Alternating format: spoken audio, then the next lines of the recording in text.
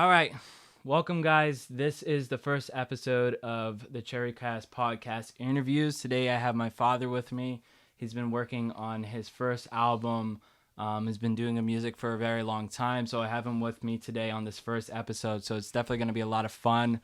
We're going to get through some questions here and then talk more so about his album and how he's been doing with that. So without further ado, I'm going to let you introduce yourself, my father. Okay, so I'm Ruben, like the Ruben sandwich. You'll never forget that. Good sandwich, too. Well, you want me to start from my bio? Or, You could talk about yourself, your Okay. open floor, about who you are, music, and what it means to you. Music-wise. All right. So I started music, I think in grammar school when I was in the 7th, 8th grade. My father was a sort of a folk guitar player, old school. He used to sing around the living room, had an acoustic guitar. The guitar came from Spain. We all chipped in and had it made, and it was shipped from Spain maybe like a couple of months after we ordered it. And I was always into music, but he was more like a gospel type of guy. He was a very disciplined type of person. So he just sit around the living room, play music, also in church as well. And I guess I used to hang around with my buddies and my friends. And one day we decided to just make a band, get together, and see what that would take us. So mind you, this was back in the 70s, and when you had all the soft rock and hard rock just started coming out. So I was chosen to be the lead guitarist. At that time, I knew a few basic chords. So I went to school a little bit for music theory. But I was so anxious to play music that I did not concentrate on my studies with music theory. I just wanted to go out there and start playing. So later on, I realized that without the music theory, it's like a puzzle. You got to put all this together.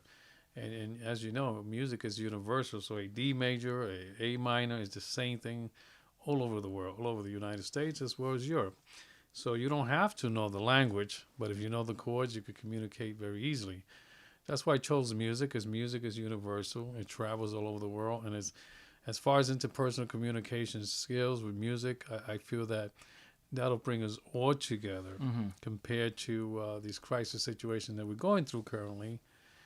And that's what my album is going to be about, is getting everyone together, stop the hate, and get together. And just for a little time, while you're listening to the album and the music, it'll take you away from all these discrepancies. So now, later on, we joined a band. I was a teenager. I had a music teacher in elementary school who sort of was my mentor with music. She wanted me to continue music, but unfortunately, I branched out to other avenues. I went into the service and came out of the service, and shortly thereafter, I decided to continue my music, but I learned that music was changing, and I had to go back to school and learn the basics, reading the music, learning guitar theory, and that's what sort of helped me with my lead guitarist. So I am a lead guitarist. I started off playing by ear. I used to have different mentors. I used to have a lot of influence. Carlos Santana, The Doors, different type of bands, Deep Purple, and so on. So I put all this together and sort of I put my arsenal with lead playing, and I kept playing like any other young kid at that time, a garage band, and just writing music. And not too long ago, I would say maybe 7 years ago, I decided to put all my music together and start writing and take it to the next level, which is a studio. Because cover tunes was great. I played cover tunes. I played with several bands. But I wanted to do something unique, something special, something where I could bring my message out to everyone. That's why the album now is going to be, the project title is Music for All, meaning that it's a little genre, a little of everything. You have jazz, you have blues, you have rock, you have salsa rock. So it's a little bit for everyone, not just one generation. So it's for all ages. I would say from the ages to 13 all the way up to 50 or 60. So there's different type of music there, and I hope everyone will enjoy this album that's coming out. Change a few things around the music. I had a steel drum player, and we added that into the music. So a little urban reggae, So I think that is going to take us something new, something special, not the regular one-sided music where it's either rock, jazz, or classical. This is all combined together, which I think will attract everyone. Yeah. Yeah, definitely. I mean, you said a lot there. My big question right here, I know you said you played music a lot when you were a kid. It was a big inspiration to you. So why right now have you recently to pick it back up again, that passion and that love for it? What kind of sparked it? Well, when I was in California, I went to a few venues and I saw a couple of bands, and sort of the interest, the music just sort of was like a magnet. It just dragged me back into it, Mm-hmm. and I wanted to be part of that scene. And I jammed with a few musicians in California, and we had open mic. And I felt, well, you know what, this is still my calling, and it's never too late. So I said, well, let me take it from this point on, and that's pretty much. I started meeting with other musicians, playing some cover tunes, and it was something that it was always my passion. I guess with life we have so many obstacles and challenges that you put certain things aside, your passion, but then later on I say, this is something that I have a little time now. Mm-hmm. Let me pursue it and go all the way through it. And I did, and I'm happy I did. And this is what I'm doing now. And I think for the last 8 years, this is what I've been strictly doing, just the music. I'm getting music together, composing, writing.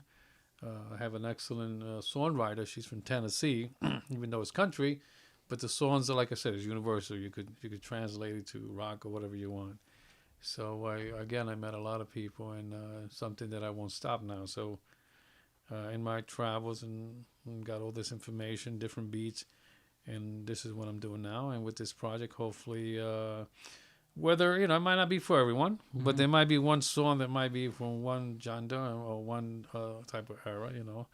So I'm hoping that'll attract everyone. Yeah, so you definitely talk about how music brings people together, different ethnicities. So when it comes to music and the different people that you've met, different walks of life, how do you find it interesting, like the people that you do come into contact with that do play music? I know you've talked about it a couple times. People, their everyday lives and jobs might not be music related. Do you have any stories about certain people or like that kind of interests you of like, wow, they play music, but I never would expect them to. Well, when I was in the service, I had my acoustic guitar, and in the service, it was Vietnam era. It was a hard time for everyone, and just having the acoustic guitar and playing, I met so different type of individuals from all over the world, as well as the United States. And we learned that at that time, I thought rock when I was younger, that was it. No, I learned country, different type of music, and we all got together. And I remember we used to sit in the barracks, and it sort of broke that stereotyping of individuals because it brought everyone together. And that's when I realized, I noticed that music was universal, because sometimes you may be, you're prejudiced about certain things, or you're geared to some other things if other people may influence you about others. But when you see and you get together with musicians, it's totally different. It's all walks of life. We all get together for the same purpose, make beautiful music, and get along and learn about each other culture-wise. And then you learn to respect everyone. And I think that helped me a lot during my younger age until now. And my passion, well, the passion it's always been there. And when I see a musician, when I was in Hawaii, different type of music, even that I tried it as well, and that brought me together with other musicians. So I feel that wherever you go, no matter what the music is, it has a message. The message is, universal, and the message is stop the hate. And the message is, let's get together, and hopefully with this, we could send messages out and be a mentor for other younger individuals or younger kids these days to put them in the right direction of life. Definitely. I know you've talked about a little bit of inspirations that you had Going back, especially talking about old school rock and roll, you had so many influences at your time with, Bob Marley. Then you have, real metal bands, Led Zeppelin, all these kids that tried to, from all walks of life, trying to not replicate, but trying to learn. So back then, especially with now, I know we talked about it too. You can pick up, it's easy to learn an instrument because you could look on the internet. Back then for you, what did you have to do to learn, or how did you start, with picking up your first guitar, how to learn how to play? That's a good question, because back then you don't have all the social media.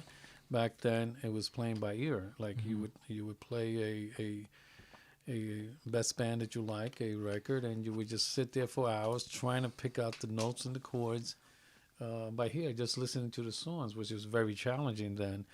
Even though you went to music, learned the theory, but it's not like now where you could see the musicians right in front of you, right in your living room, wherever you're at, with U2, etc. And you could learn patterns, you could learn guitar playing, bass play, organs, everything you write correctly. You could learn everything online.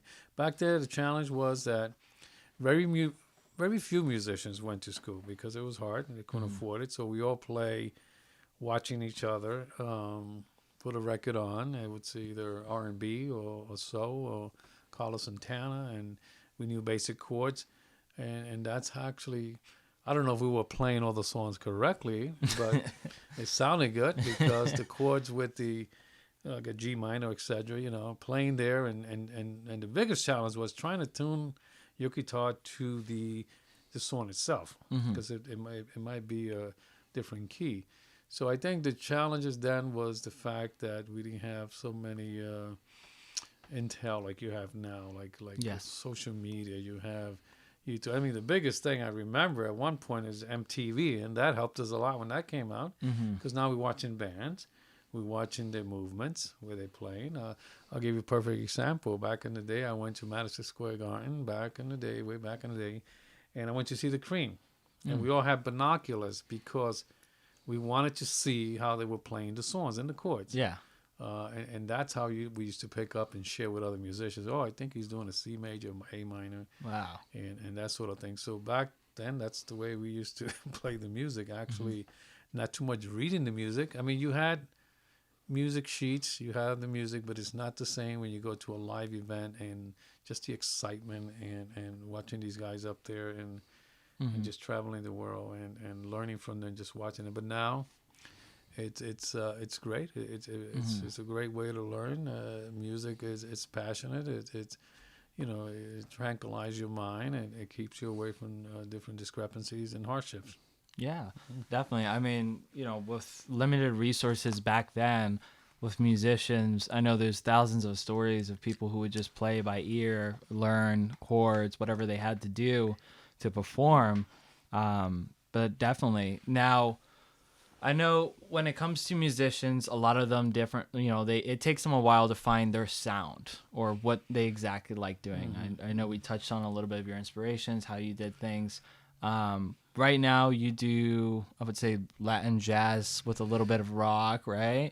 So how did you find your sound, and what would you define it as, especially coming out with this album? This album is unique because you have salsa rock. I mean, Carlos Santana started the Latin rock, so we went a little further. This is Latin salsa rock, which is almost the same, except instead of the keyboard, you're doing everything lead playing with your lead guitar. Okay. So I found that interesting, and then I felt like adding a steel drums, which has never been done before with rock and this type of Latin jazz type of music. I thought that would be a nice extra little sugar to the coating there. Just add a little more spice to it. So I don't know. It's kind of because I play a little jazz, a little blues. So I actually learning music and learning lead guitar. You actually take a little piece from each guitarist. And then you build your arsenal, like with lead playing, you put it all together. And that's how lead guitarists all learn. I mean, we learn the basics, your pentatonic scales, your major scales, etc. But, you cannot be playing a scale all the time. It's not going to sound right. So you watch other lead guitarists, you say, oh, I like that lick. You add it to your arsenal, and you keep building up. And then when you're out there, you put all this together. I just heard different beats, and my music is more about trying to track each individual in its own way. Like we have one song that is like sort of a house music type song. We change it around. Nice beats, sounds good. It's dance music, so it's excellent. I have two jazz and blues songs, totally different. We have a baby bass, playing with that, which has never been done before, and I just change it around to like jazz and blues. Just change it around a little bit, because when you learn music theory, yes, you learn the basics, but all rules are meant to be broken. Even rock and roll. Rock and roll, yes, this is the way you play it. And they said, no, rock and roll, it doesn't make sense, because you're not going by all the rules of a music theory. You're putting everything together. You steal from here, you do this. And that's what makes the music. And that's what makes it fun when you don't follow a pattern. Because anything in life, you have to learn the basics. After that, you set things in priority. And music is the same way. And that's what I did. I just took a little bit of jazz, R&B, funk music, mixed it all up. And it's a unique and different type of music. And also we added... we took techno rock. I call it techno rock. So we made that like a high energy type of song. Yes. So hopefully it's a European type of rock. So we mixed that up in the CD too. So it's just totally a unique, different type of sound. It's not your basic bands or your recognizable bands that just play one thing, rock, jazz. So this is a little of everything. Yeah. So I feel that the message will go out. And hopefully I may influence someone in the future to pick up some of where I left off. Yeah, definitely. When it comes to, especially writing songs, making chords and stuff, making chorus, where do you begin when it's, where do you start from? Is it a story? Is it an inspiration, a thought? Or is it just a sound that you created that you're like, this would be a great song, or, a great riff, or, where do you begin when it comes to the songwriting and music process? Well, my next album I'm working on is more of songwriting, more detail. This was more of the music is all dance music. I feel that it's too much hate in the world, too much issues, so we should have fun. And when I go on the CD breaks out and we open up, I want everyone to enjoy themselves and dance to the music and recognize this type of music. I start off usually with a beat, the lead patterns, the rhythm, all that comes later. I know in music theory you have 4 bars of this, 4 bars of that. Well, what's the fun in that? So, okay, so we go to a studio. Okay, this is the music, 4 bars. This is the key we in. Well, music should come from the soul, come from your heart. So you should play what you feel at the time. So our music, or my music, I had, for example, a music teacher who is actually the steel drum player. So he's a director of music studies. And one of the things he told me when he went to the studio, he says, I'm going to put all this music theory aside, and I'm just tired of that, and I just want to play. I want to have fun. And that's what it's all about. If you make it like a project, you go in there and just reading the music, you're not going to project that to your audience. The audience wants to see a live show. They want to see you engage, and they want to be engaged as well. Yeah. So to me, is the beat. Where do I get my songs from? Well, of life, everything. Either down the shore. I made one song about down the shore. It could be different events where I'm at. It's fun songs, Yeah. Yeah. So now we're gonna jump into talking a little bit more about this album. I know you've been, writing songs. You've been working on it for a very, very long time. Throughout this whole process of, going to the studio, everything up to now, how has this process been in comparison to anything else that you have done in your life prior?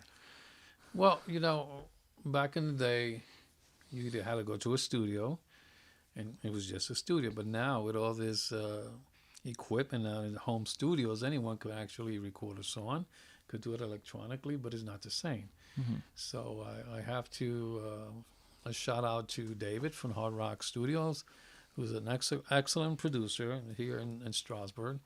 that when I went with my project, sort of let me go and let me roll with that project. He was there to assist. He helped out a lot, and that's what you need. You need someone as a producer to be there and share your thoughts. And you know, you don't want to change too much of your message. You know, you want to keep it in balance there.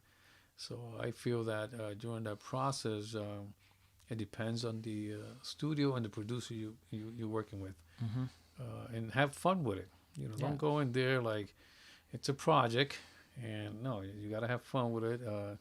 It took about 5 months. We were in the studio, copyrights, the lyrics, going back and forth, changing a few little things, trying to find the right musicians.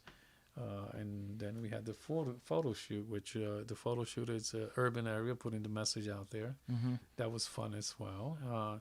But the music and being in the studio was great because even though you could go to any place and record your song, even in the living room when you have the proper equipment, but being in the studio is just totally different.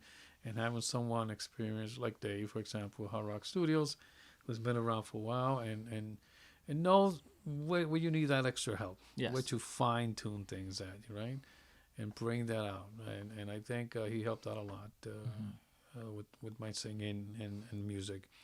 So I think a lot of that is a right selection of the studios. It's very pricey, very expensive. You have to shop around and make sure that you're comfortable in the atmosphere and the ambience wherever you're at. So we have a couple questions here left, and then we're going to end it off. Interview's been going really well.